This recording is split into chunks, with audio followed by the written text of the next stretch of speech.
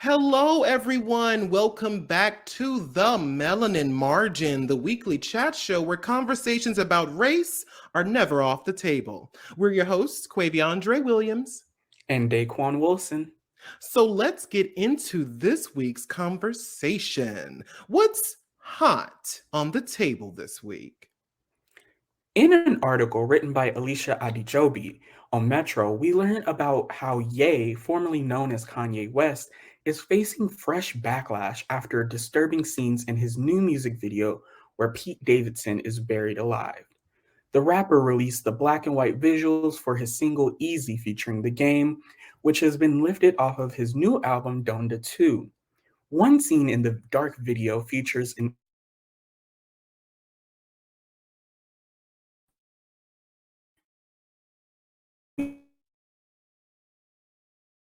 is heard rapping as the accompanying video shows him as a cartoon dragging what appears to be a restrained Pete with a bag over his head. The rapper then removes the bag from Pete, whose body is in the ground, and he sprinkles seeds over his head. Many have deemed the visuals to be inappropriate while criticizing Ye, 44, for his repeated public digs at Pete, 28, who is dating the musician's ex-wife Kim Kardashian. Commenters were quick to call him out. One comment reads, quote, Pete literally has spoken about having BPD and being suicidal. Does Kanye not have a team that needs to approve this shit? They're literally exploiting one mentally ill man to upset another, all for some clout, end quote. However, there were a few fans in Kanye's corner, as one defended the star tweeting, quote, Eminem has had a whole music video out depicting domestic kidnapping and a murder-suicide with real humans acting it out. And he just performed at the Super Bowl. But God forbid Kanye uses clay figures depicting planting Pete in the dirt with some flowers, end quote. With all of that being said, do you think that Ye's actions should be excused due to his struggles with bipolar disorder? Um, I do believe that I've said this before on the podcast, but I think it deserves repeating. Mental disorders explain your actions. They do not excuse them. While we can say that his disorder is a factor in why he acts the way he does, unlike many people suffering from mental illness, Ye is in a position to get the necessary therapy and medication to keep his disorder under control. Now, whether or not he's taking those steps to do so is his decision. So he should be held accountable for the consequences of that decision, especially if said disorder could potentially put people's lives or safety at risk. With that being said, artistic expression has varying, shades of gray. I mean, hip hop beef having violent or darker undertones being expressed in rap is nothing new. I mean, we saw it with Tupac versus Biggie, with one of Tupac's lyrics in his Hit 'em Up track being Lil Caesar, go ask your homie how I leave you. Cut your young ass up, leave you in pieces, now be deceased. We saw it with Remy Ma versus Nicki Minaj, with Remy's lyrics in Sheether being, now you gotta die, you dearly departed. Bloodbath when I catch you, a real red carpet. And even a depiction of violence in the Eminem versus Machine Gun Kelly, with Eminem's Kill Shot song having artwork being a literal picture of Machine Gun Kelly being used as a target of a sniper with red X's over his eyes. Now, while this violent form of musical expression can be a problem, and we've seen it escalate beyond pen and paper, I don't think that the backlash Ye is receiving for this very specific situation is fully warranted, especially when it comes from the same people who still blast Sheether, Hit 'em Up, or Kill Shot by Eminem. I've I've always disliked when rappers make diss tracks against specific people with threatening lyrics, but this is a very normal part of rap culture, a problematic element. Don't get me wrong. I think it definitely needs some, inspection, but it is a part of it. You know what I mean? What do you think, Daquon?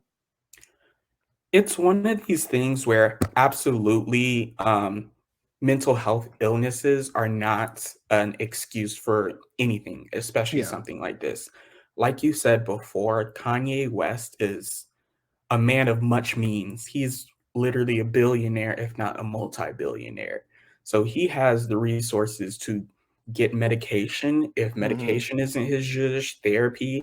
And if that isn't his thing either, then he should have people on his team who he hires that can bring him down in moments where he feels like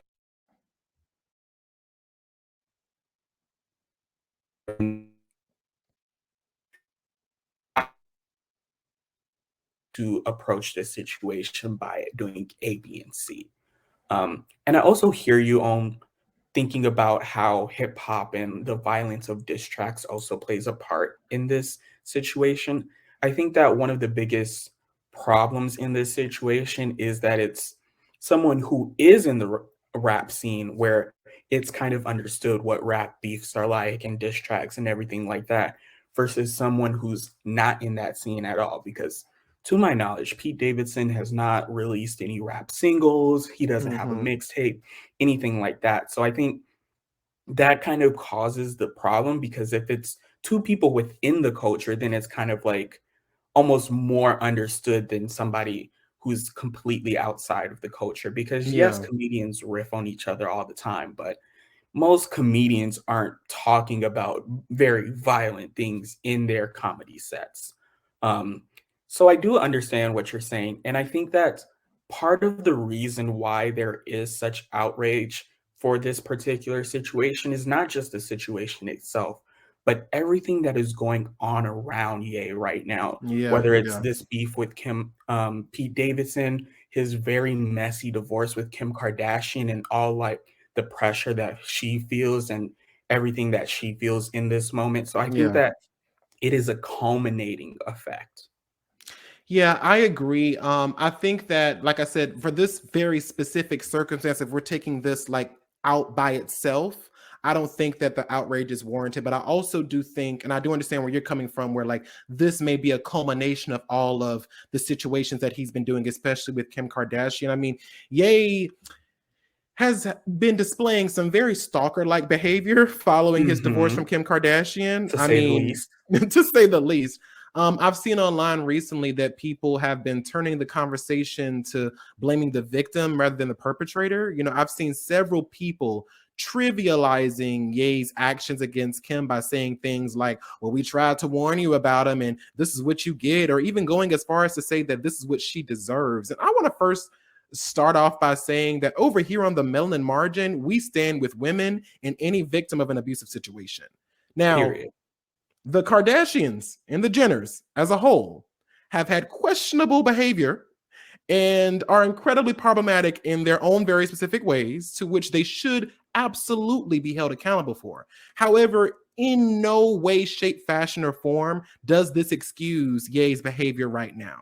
I think a lot of you are using this situation that Kim and Ye are going through as a way to showcase your hatred or dislike for Kim, and that's a problem. Defending a stalker's actions is not your way of taking a stand against the Kardashians. I mean, right, Daquon? Yeah, and I think that also begs an interesting question. If this was a regular person, somebody that's not super famous like Ye or Kim Kardashian and doesn't get that same reaction from the public, if this was a regular person, do you think that the response would be the same? I do not. I do not think the response would be the same at all.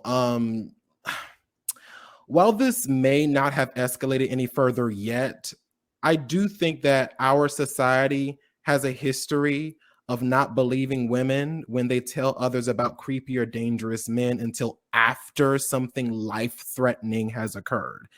I mean, we need to stop trivializing and romanticizing red flag behavior. Right.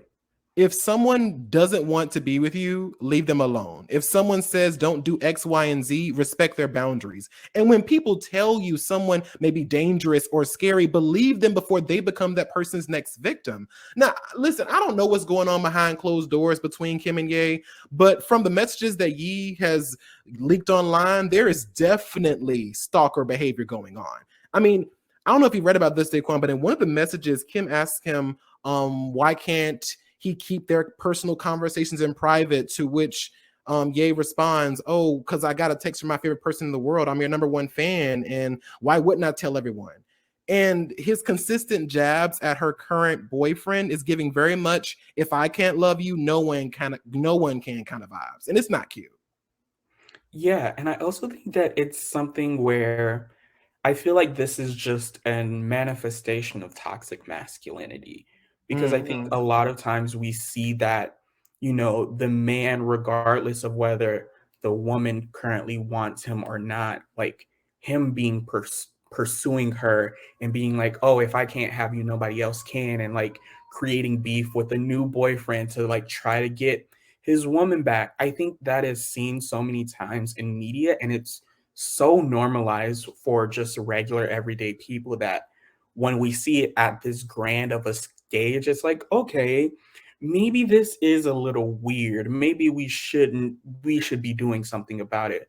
But I also think that it's a perfect reminder that no matter how big you get, you could be a global superstar, but if you are a woman, you can still be affected by the patriarchy. And I think we are seeing this in this situation. So I don't think that the response would be the same if it was just a regular Yeah, everyday person. I feel like it would just be completely normalized. And we even see this in movies and TV shows where it's like, oh, they may have broke up, but the man worked so hard to get his woman back and like did all of yeah, these things. And it's like, if we really analyze what it is, that is manipulation and coercion and so many yeah. different problematic aspects of toxic masculinity.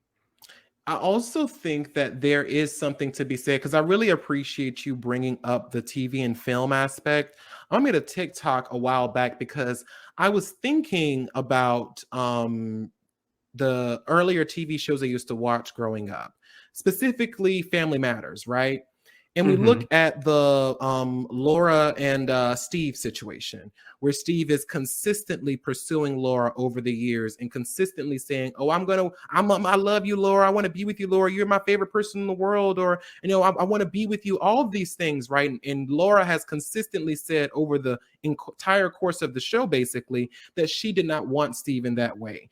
And every single time he kept reaffirming, kept annoying, kept pushing and pushing and pushing and pushing. And eventually he did end up with her. And I think, what is that teaching young children who watch this show? What is that Right. teaching you about, like, because this isn't TV, this is the real world that we're living in. So, that kind of behavior that Steve is displaying on TV, or even taking it back even further to the Parkers. You know what I'm saying? With Miss Parker chasing after Professor Ogilvy, who has told her several times over and over again, "I don't want you." And then at the end of the show, she gets him. So I'm saying, what do you think that teaches kids growing up, taking in this kind of media, that's something to aspire to, that if someone says, "I don't want to be with you," that's something that you should just, well, I'm going to wear you down. Eventually, you'll want to be with me. Right. It absolutely teaches that message. It teaches it that, if somebody says no, that's a no for right now, but you can make it a yes later. And that's Exactly. an absolutely disgusting mindset to happen because if somebody says no, it's no, Yeah. period, point blank. And so doing all of these things to try to get at someone is not getting to a true relationship with that person. You're Yeah. basically creating a situation where they have to be with you just to pacify you.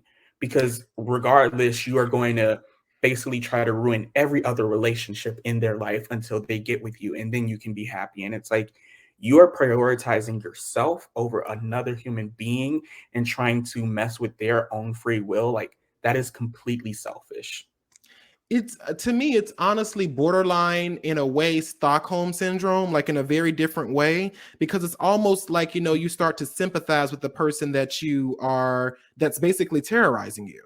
So you're like, well, maybe he's not as bad, or maybe if I just give him a chance, or all that crazy stuff. And I think that it's also really indicative of like the way our society is geared when it comes to teaching children what they should or shouldn't do. Because, like, when I look back on me being younger,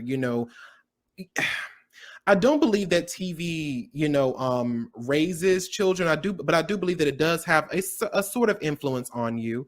And I think Mhm. that it comes from, just if that's the only media you take in, or if your mom or your dad or your parents are reaffirming or reassessing what you're doing and what you're taking in and reaffirming, hey, this is not okay, or hey, this is funny, but this is not what you should do in real life. Because I think that even as a kid, being in middle school or high school, you think, oh, well, if I ask this guy out right now, maybe he doesn't like me, but I'm just going to keep asking over time, and maybe one day he'll give me a shot. And it's really sad because, while this is a problematic part of our society, it is so strategically reinforced in so many different forms of media, not just the books, but in TV, film, in everything. And like it's almost like the kind of a snake eating its own tail thing, where it's like it's both influencing it, but it's also a reflection in culture. So where did it start? Where does it begin? Kind of situation. And Right. have you seen that in your schools before too, where you would see maybe one of your friends or somebody in your life was like, oh, they said no, but I'm gonna keep trying. I'm gonna keep trying until I eventually get a yeah. Yeah, I've seen that so many times, and honestly, I know of relationships that are here, like, happening right now that happened because of a result of that, and I think that it ends up being something where so often you think that you should reward people putting in effort, that because somebody Mm. put in that effort that they deserve something, and it's like, no, when it comes to relationships and human beings, nobody deserves a relationship.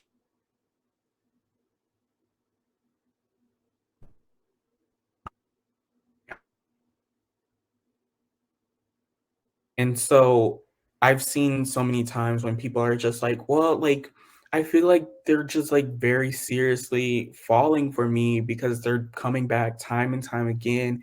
And so maybe I should give them a chance. Like, they're doing all of this for me. So can it really be that bad? And that's where you start to get into those problems because you trap yourself. You trap yourself in that situation because yeah, it may be good at first, but what if you decide to leave later? They're going to exhibit those same behaviors, if not tenfold, because of that heightened action of just like, well, this person was mine and now they're gone and I can't let them leave. In an article written by Paige Galloway on ET, we learned that on Tuesday, Wendy Williams' ex, Kevin Hunter, filed a lawsuit against Debbar Mercury, the producer distributor of The Wendy Williams Show, for unlawful termination. According to court docs obtained by ET, Hunter claims that Debmar Mercury's decision to terminate him was on the basis of his marital status. A company spokesman for Debmar Mercury had no comment. Hunter was one of the reasons behind the Wendy Williams' show tremendous success. And everything seemed to go south after he left, Abe George, Hunter's attorney, told ET in a statement. Mr. Hunter was unlawfully terminated solely due to his marital status to Wendy, which is contrary to human rights laws in NYC. This lawsuit seeks to compensate Mr. Hunter for the sweat equity that he put into the show that Debmar Mercury will continue to profit on even in their new reincarnation of the Wendy Williams Show. Hunter and Williams tied the knot in 1997, and the TV show personality filed for divorce in April 2019. Just days later, Hunter claims that he received a written notice from Debmar Mercury that he was fired as executive producer of The Wendy Williams Show and that he was no longer allowed on the studio premises. So, Daquon, I wanted to ask you, is it ever a good idea to work with someone you are in a relationship with, or do you think there should be a degree of separation between your work life and home life? If there is one thing I know and two things for certain, it's 10 times out of 9, it's not a good idea to work with your spouse. Absolutely a bad idea. Because I think that, sure, it can work out in certain situations, and there are successful businesses that were built by couples and their relationships still flourish or thrive or whatever. But I think that it's a bad idea because so often that will lead to work ending up being the same as home and creating a cohesion of your work and your home life that isn't Mhm. necessarily productive for you.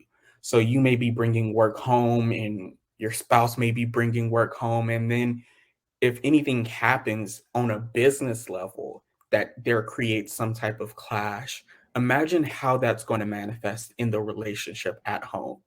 I know that there are people who do have strong boundaries and can set those boundaries, but I think more often than not, those boundaries break and things happen that are not pleasant.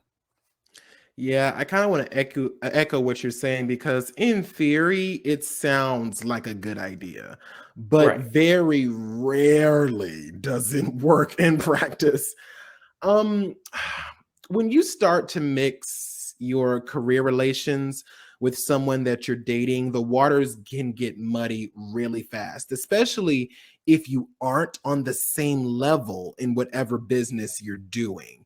You see, Right. if one of you is higher up, it can create a conflict of interest, favoritism, or worse, retaliation should your relationship fail. And even if you are on the same level, I think that there is still a chance that because you're dating, you may not hold your partner as accountable for their half of the work as you would if they were just, a coworker. I mean, it's natural to want to make things easier for your partner because you love them. And when it comes to your career, if you aren't helping, if they aren't helping you pull the weight of whatever workload you've been assigned, it can cause resentment and problems in the relationship moving forward. There have been several actors who have dated and broken up because one of them makes it big and the other doesn't, or when partners can't seem to find pride in an opportunity that their partner has received because they haven't received that same opportunity. And of course, that may have something to do with, self-esteem issues, imposter syndrome, and other issues that you should probably have under control before you get into a relationship with someone. But that's an entirely different conversation. Right. um, for those rare situations where working with a romantic partner has worked, it's usually because those partners know that their individual success means success for both of them. And they understand that if they both are working towards the same goal, they can combine their efforts to get to that goal much faster than if they were doing it on their own. But again, you have to be in an incredibly healthy mindset and headspace to be able to do this effectively. So I don't think that it's a good idea for the everyday person to be in a relationship with someone they work with. And yes, I do think that there should be a separation between work and home because again, not many people have the mental tools to be able to turn off their work brain, especially when work comes home with you and sleeps in the same bed as you. So for the majority of people, when work and home start to meld together, like you said, when it comes to that sort of kind of cohesion, it becomes a breeding ground for chaos and discord. I mean, without a shadow of a doubt. Right. And it's I love how you brought up, acting because I think especially in creative fields where the kind of logistics or day to day is kind of up in the air and there's a lot Hmm. more work that you have to do in these creative fields than say like an office jobs where you have like Hmm. very specific metrics that you need to hit and like everything like that where it's a little bit more streamlined in Yeah. a creative field, there's so much that could go wrong, especially like if you have an actor who is dating their agent and like Or the that could director. cause so many trouble. And it's also like, Hollywood is a industry that talks. Yes, every industry talks, but like I think especially in creative industries, it's really more about who you know versus what you know. Yeah. And I think that can cause a lot of problems because if somebody's mad at you, they may not say the best things about you. If that relationship ends, they may not say the best things about you. But it also creates a situation where they can become jealous. I think, like you were talking about before, if people are in different positions, Yeah. if, say, you are dating your manager and your manager slash agent has an opportunity come to them and being like, I don't want this person to get this big right now. So they decline that position Mm. without you even seeing it. Mhm. that can really stop all of these different career opportunities you would have had, but your partner doesn't see it fit for you. And Yeah. so I think that's another reason why you don't really want to mix personal and business, because it can cause so many different rifts in a relationship. Yeah, and I wanted to also ask you, Daquan, like, how much influence do you think that romantic partners have on each other's success? Because, we hear in this argument with Kevin Hunter that he's like, oh, yeah, after I left, everything started to fall downhill. So, what's your thoughts on that? I think that it's one of these things where I'm not sure in this situation with Wendy Williams, all the behind the scenes things Yeah. that Hunter has been Yeah. working on. Hmm. But I do think that romantic partners can have a big impact on your Hmm. success. I think like when we talked about in a previous episodes about things like having passion and ambition and how like sexy that is, Hmm. it's also something that can push your partner forward, because if you are constantly grinding trying to make yourself better and like do that, then like your partner could see that and then want to do that themselves, or vice versa, where it's like, you're constantly grinding, they're constantly grinding, somebody slips up and it's like, oh, what's going on, like let's What's popping? let's get Yeah. to business, like let's get these things going. So I do think that it can have a big impact on somebody's success. But again, in this particular situation, I don't really know the details with Hunter. Yeah, I was more looking for like that idea on the higher end because it's like, specifically just in general the influence that people have because this was a really hard question for me to think about. You see, at Mhm. first I thought, well, unless your partner is working with you directly, they don't have any influence on your success. But then I had to sit down with myself and really dig deeper because I live alone, right? So I pay all of my bills, clean everything, cook everything, and so forth. So the amount of time that I have to work on the things that truly matter to me, my passions, isn't as extensive as it would be for someone who had a roommate, for instance. With that in mind, if I was dating someone and they lived in the same house as me, the idea is that I'd be splitting the house workload with them 50-50, right? Right. Um, because I'm splitting the bills now. I don't have to work a second job. I only have to cook, every other day and clean the house every other day, which would free up more time for me to focus on the things I love doing, like writing, performing, and so on.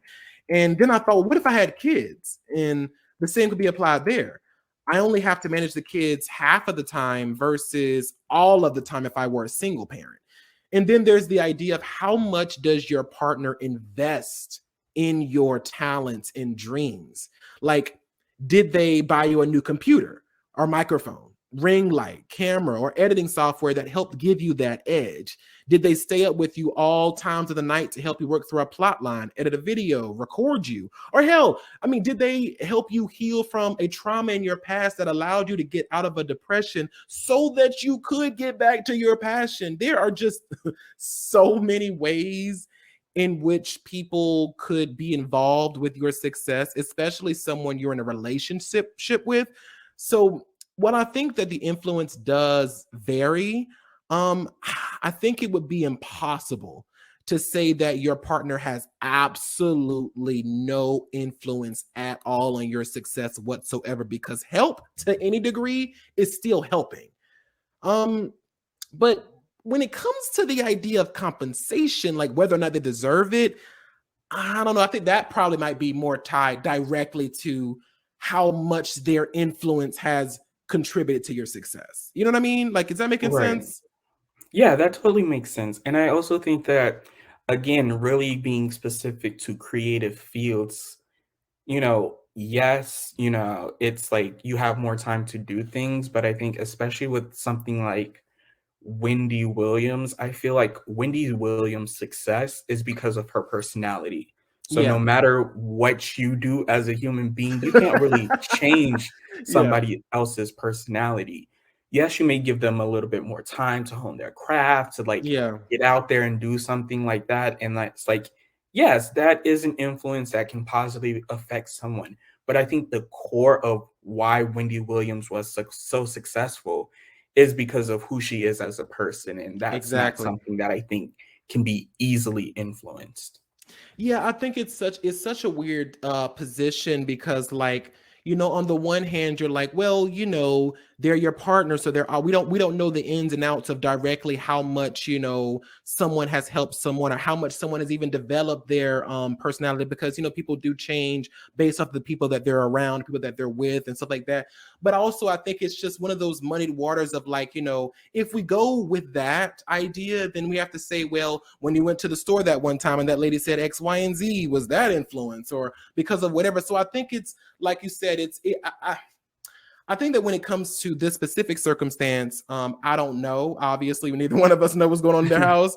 But I do think that, you know, if there is direct stuff, like as in if me and Daquon were dating and we're doing this show, it's 50-50. So at the end of the day, we're splitting that straight down the middle kind of situation. Whereas if Daquon was doing a show and I happen to be like, oh, hey Daquon, what's popping? Let me just pop in a little bit to say, hey, how you doing?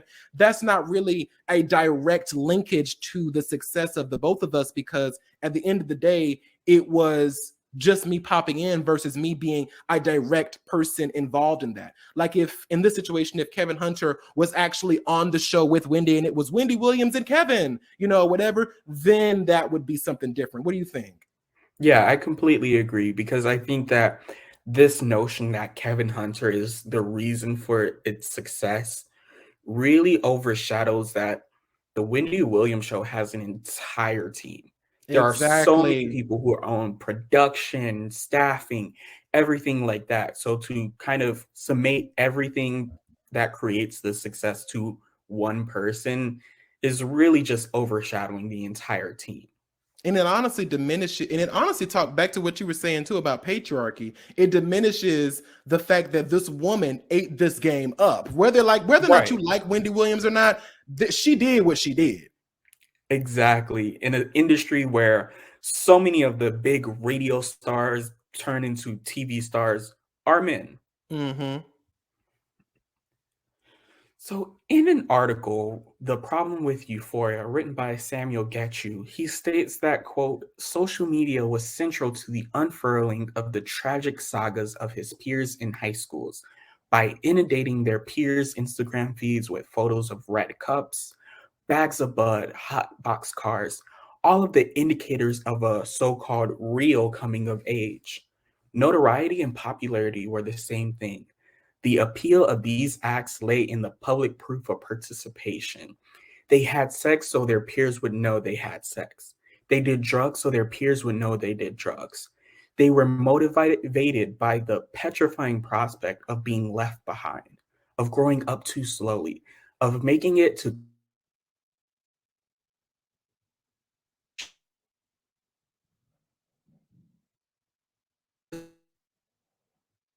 its inaccurate but horrifyingly on target. He states that it aestheticizes the traumas it depicts, and this generation may be particularly vulnerable to it. He states that while it may have been intended to serve as a warning, Euphoria often feels more like an instructional tutorial or a roadmap, one that sensationalizes its subject matter while neglecting to fully disclose its risk and hazard. So, do you think that Euphoria sensationalizes drugs and sex, or just spotlights it as a real part of high school society? So first and foremost, I think we need to stop blaming the media because a parent doesn't know how to raise their kids. Um, Say that again. like we really need to stop, because whether or not Euphoria sensationalizes drugs and sex shouldn't matter, because as a parent you should know what your child is up to and hope that you raise them well enough with enough discernment and self-confidence not to be drawn into those crowds. And I'm not gonna lie, when I first heard about Euphoria and like saw the clips of it circulating on TikTok and social media, I was appalled by how blatant these displays of sex and drug use were. I mean, the first episode that I actually saw was the first, with that 13-year-old kid with a face full of tattoos selling fucking drugs. So trust me, a bitch was fucking shook. But once I calmed down from like my initial reaction, which was just how inaccurate I believe Euphoria was, I realized something. Euphoria really does reflect a particular high school experience that if you don't run in those circles, you wouldn't be aware of. Um, Right. when I reflected on my high school specifically, I remember overhearing conversations about people having sex at school, having full on cocaine parties with their friends, leaking other students' sex tapes, and all sorts of crazy shit. And even in middle school, around the same age as Ashtray was on the show, I heard about kids at my school selling weed or getting drunk. I mean, I think the only inaccurate thing about Euphoria is how the students aren't dress coded for the outfits they wear. That to me is the only real. But to answer the question, yes, I do think that it sensationalizes drugs and sex, but not any more than actual high school students do. The fact that Euphoria sensationalizes drugs and sex is precisely why I think, from the only one of the episodes I've seen, I think that it's so accurate to the high school experience because the show is filmed through the creative lens of someone actually experiencing high school. Sex and drugs for some teenagers are a marker for like coolness and something to aspire to. I mean, Daquon, you've actually watched the show all the way through, so I want to know what your thoughts on this question is. Yeah, so I agree with you. I think that sure it sensationalizes it a bit, but I also think that it's a really real representation of certain circles of high school. Yeah. Like I was in middle school and knew people who were pregnant. I knew people who had sex in middle school. I knew people Yeah. who had sex on campus in high school. I've had people who've leaked sex tapes between people and like all of this Hmm. stuff. So when I saw that reflected in Euphoria, it wasn't something surprising to me. Yeah. And I also think that there are situations where that kind of commentary is put into the show of just like, for example, the character of Kat, who it was like, oh, you haven't had sex yet? What are you doing? And so, Yeah. like, Yeah. that was a milestone for her to be like, I've had sex. Hmm. Um, so I think that while there could be this sensationalize of, drugs and sex, I don't think that it's any more than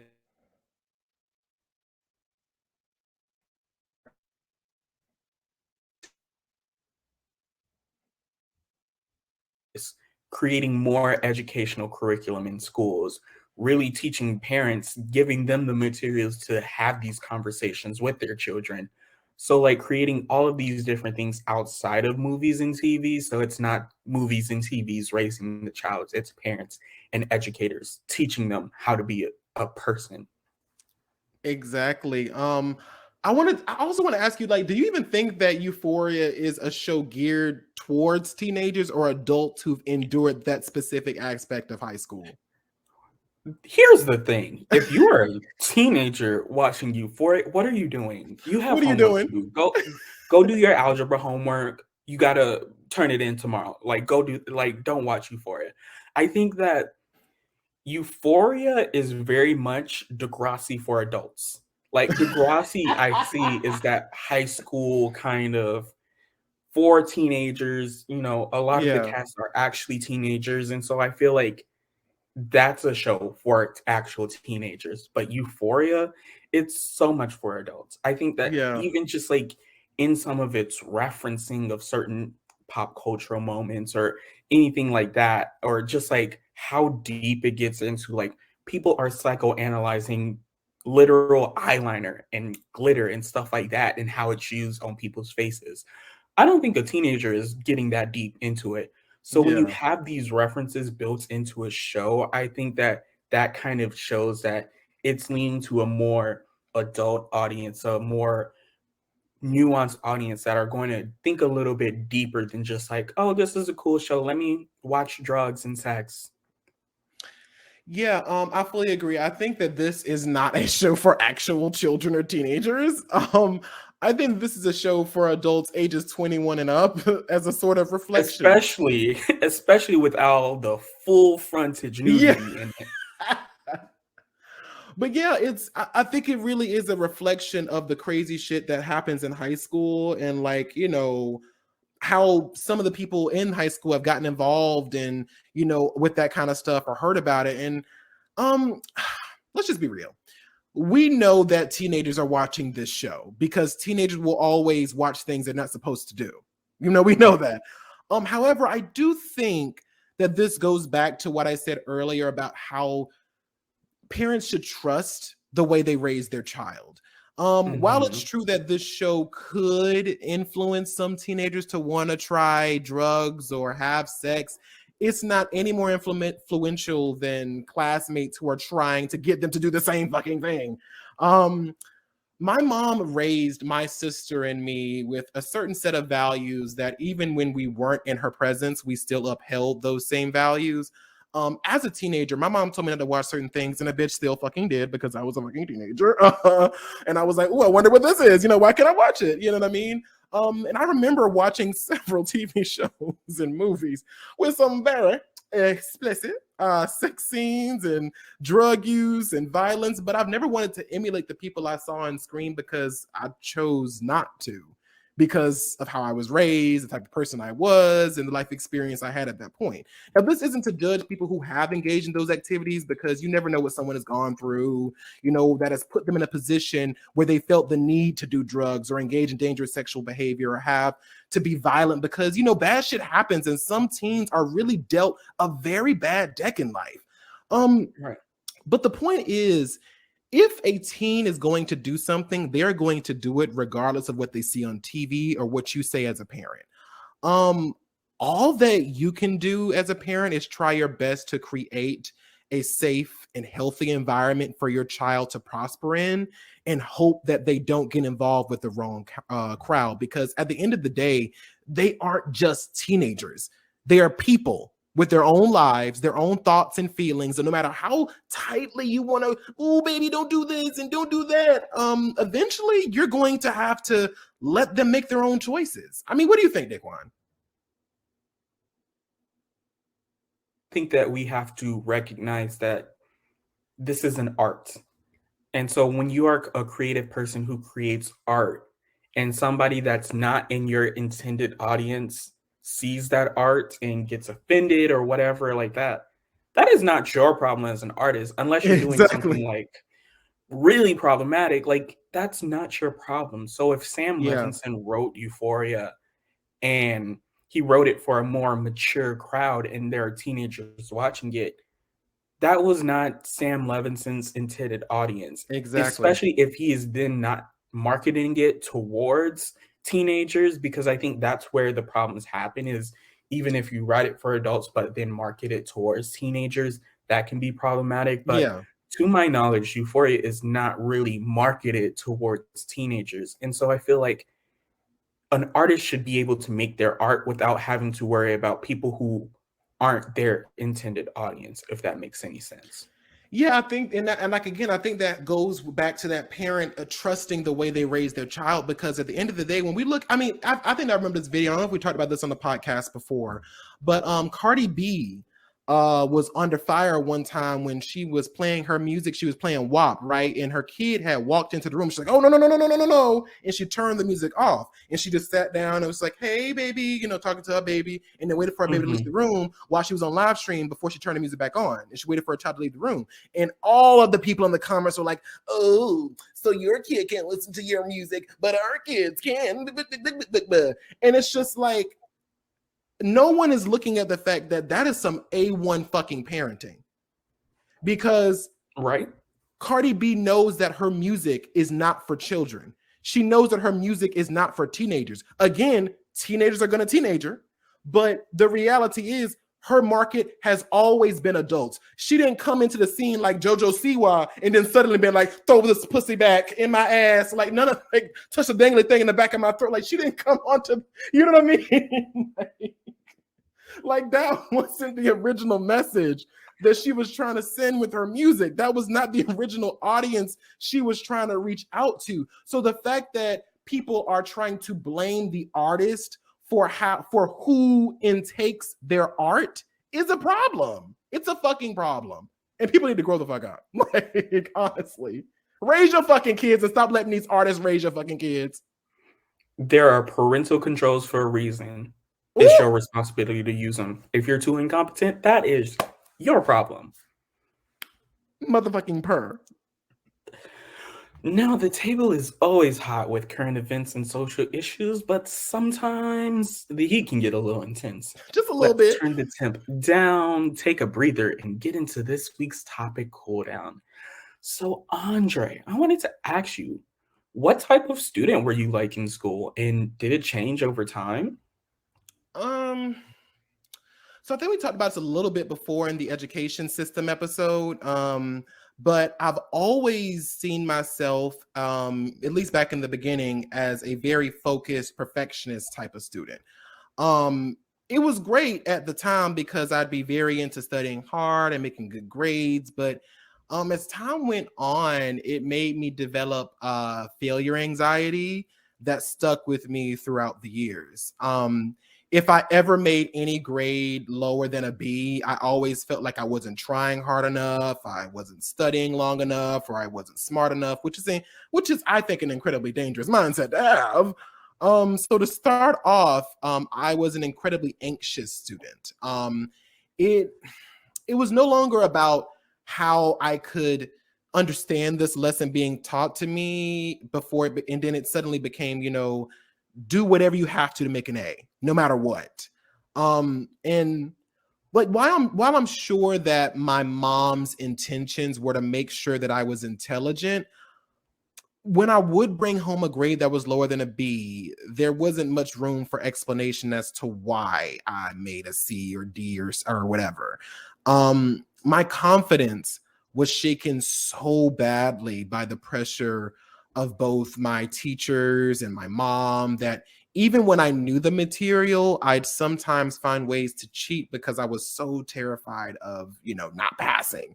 Um, it wasn't until I went to college that I realized that if I failed a test, this didn't mean that I was a failure. And this was all because of one of my professors made us watch a TED talk called The Power of Believing That You Can Improve by Carol Dweck, which taught about the difference between a growth and fixed mindset. We talked about that as well on the education episode. But I would encourage everybody to even if you're not a student, to watch that TED talk because it truly changed my life for the better. I mean, the Cliff Notes version of it is like the idea is that someone with a fixed mindset is limited. They usually avoid challenges, give up easily, or believes that effort is fruitless, whereas someone with a growth mindset perseveres in the face of challenges, finds inspiration in the success of others, and believes that effort is required to build new skills. And most students in America, specifically students of color, are more likely to have a fixed mindset simply due to the challenges of being a marginalized person and the idea that we have to work twice as hard to be half as good as our white counterparts.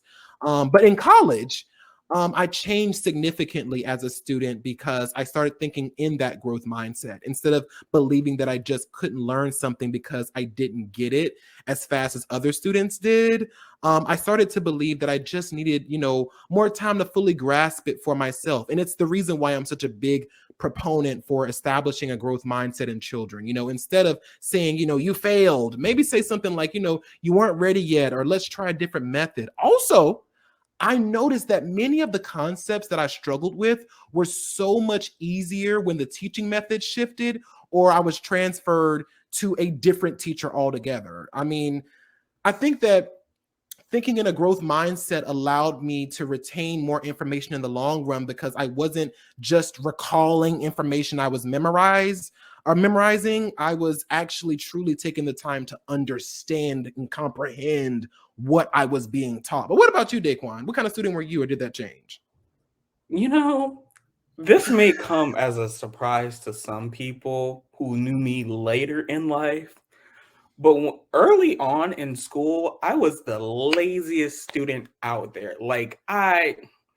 If I turned in a homework assignment, you thought the world was ending because I never did Stop. homework. I would not turn things in. Like, I was a kid to just like have everything dumped in my book bag and like all types of crumpled up papers because I never really took school that seriously because I was Hmm. always a good test taker. So it was like doesn't really matter what I do for homework because my test scores and everything like that are going to get me a good grade. So I was like, Yeah. no, like, and I also feel like because I was such a good test taker, I felt more invisible in classes because, Mm. when you have this state standard and these state tests that you have to do, the teacher is going to focus on making sure that students are brought up to that standard.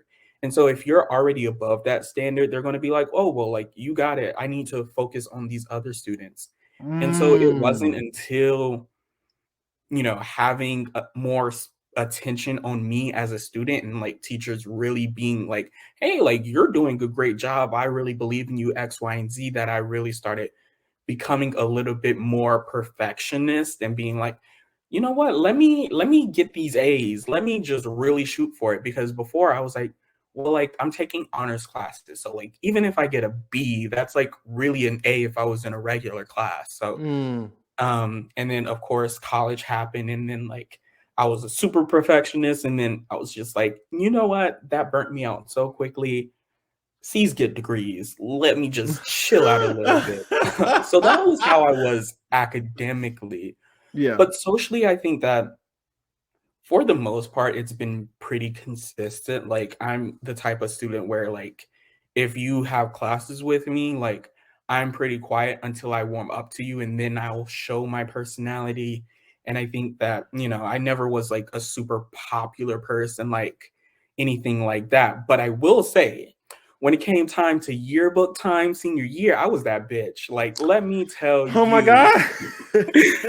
I won 3 superlatives. They were literally like, "You cannot have all these superlatives." I You won cannot. most talented, best all around, and Yeah. most likely to be your boss. And so they were like, "You can't have all 3. You got to choose." And I was like, "You know what? Let me grace second places Not wherever let you me are now. grace second Like, places. there you go. Here's your go." But I think that really spoke to like how much in that second high school that I went to, I really opened up a little bit more. Like I was called on to do a lot of different things. So like even if I wasn't like taking classes at school, like I was still like very much involved and around and like doing literally everything. And so I think that really impacts how you are as a student, because like when I had that belief in me and it was very shown and I felt like I was a visible person, then I like exploded and I was doing everything. I was doing, special classes for people, I was doing tutoring, I was doing, all different types of presentations and conferences and public speaking things, even during like Black History programs and stuff like Mhm. that. So that's how I was as a student. I want to ask you, do you think that you felt more pressure, like especially when you started to get that recognition and you started to get that more, get more into it like that? Do you think you felt like pressure being a Black person in school? I would say in high school, no, it wasn't really a race thing for me in high school because I Mm. feel like a good number of our peers were people of color, so it wasn't Hmm. just like that much of it. However, when I went to college, when I went to a PWI, a predominantly white institution, that all changed because so often I felt like I needed to overperform, just Hmm. frankly because the quality of education I received was not the same quality of education so many of my white peers received. And that gets into like everything Mm. we talked about in the education episode of how students of color are treated in the education system and everything like that.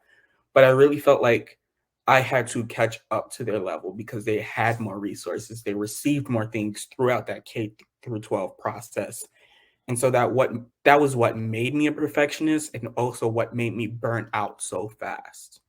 Yeah, I fully agree. I think the pressure it can be really big, a big pressure cooker, because I remember when I was, younger, I was in a lot of predominantly Black schools. The teacher, there was, if any at all, Black students from, that excuse me, any at all white students that I would see within my school from up to, I think, middle school. It wasn't until like my seventh grade year that I was, actually exposed to a more diverse school system with more, people of different races coming in, and I had to deal with, seeing white people, and then, you would see in classes how they would be the ones getting called on the most, or they were the ones who got the little rewards or prizes because their grades were the highest. And so there was like a competitive nature that kind of, was breeded out of that, because you were like, well, I'm just as good as them. And I'm just as smart, or I'm just as talented. So why are they the ones getting that? Especially in theater for me, because, you would notice that a lot of the shows that were being cast were mostly geared towards the white students, because the plays were oftentimes the plays that were the cheapest to put on, because people, if you don't know this, when you put on a play in a high school, you still have to pay for the rights to showcase the play, because you're making money from it. Right. So you have to pay for the rights to it. So like, there's like some of them like $150, $200 depending on, whatever.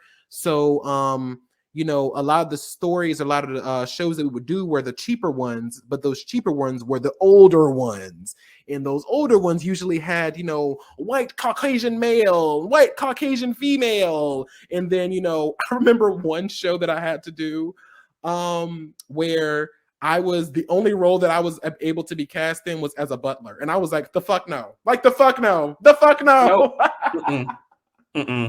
Not happening. Not at all. I was like, you can go to I'm going to clock out. I'm going to go ahead and clock out for you here. I think I'm done.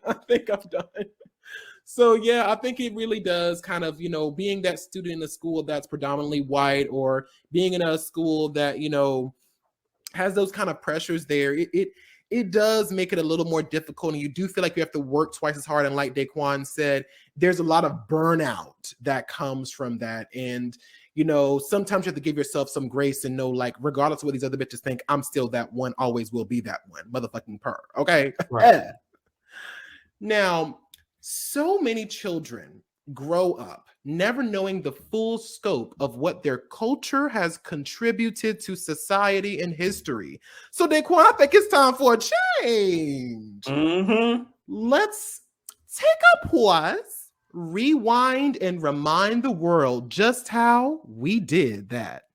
Lincoln University was founded in 1854 as the nation's first degree-granting historically Black college and university, or HBCU. Originally chartered as Ashman Institute, it was renamed Lincoln University in 1866 in honor of President Abraham Lincoln. During their first 100 years, Lincoln graduated approximately 20% of the Black physicians and more than 10% of Black attorneys in the nation.